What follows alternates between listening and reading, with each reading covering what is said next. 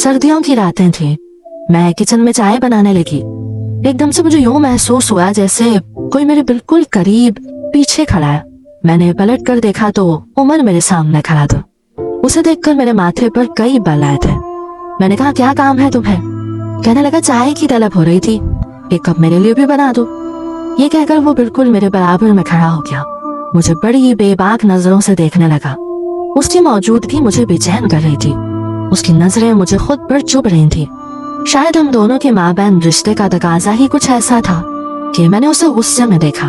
मैंने कहा, उमर तुम बाहर जाकर बैठो, मैं तुम्हारे लिए चाय बाहर लेकर आती हूँ। मेरी इस बात पर वो मुझे देखते हुए बोला, ऐसा करो, चाय का कप मेरे कमरे में ले आना। मैंने कहा, क्या तमीज भूल गए हो तुम? जानते हो ना क्या रिश्ता है मेरा तुमसे। मेरा ये कहना था कि उसने 2-4 कदम आगे बढ़ाए, मेरे और अपने बीच फासला खत्म किया।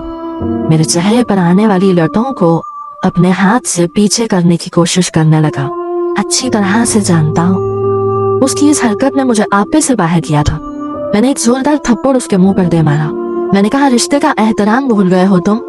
जानते हो ना मैं तुम्हारी भाभी हूँ। उमर गुस्से में आ गया, मेरा हाथ पकड़ा, घसीटते हुए मुझे अपने कमरे में ले जाने लगा।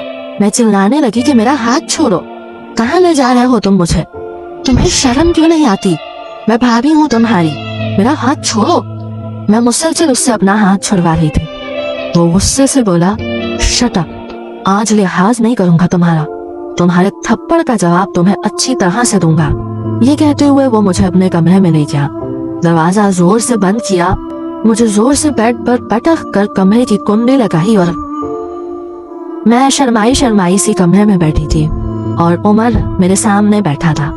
कनखियों से मुझे देखे जा रहा था, साथ में मुस्कुराए भी जा रहा था। उसके साथ उसकी चची बैठी थी। वो अपने बड़े भाई के लिए रिश्ता देखने के लिए आया था। उसकी चची मेरी वालिदा से बातें कर रही थी। कह रही थी कि मैं तो बस चंद माह के लिए ही पाकिस्तान आई हूँ।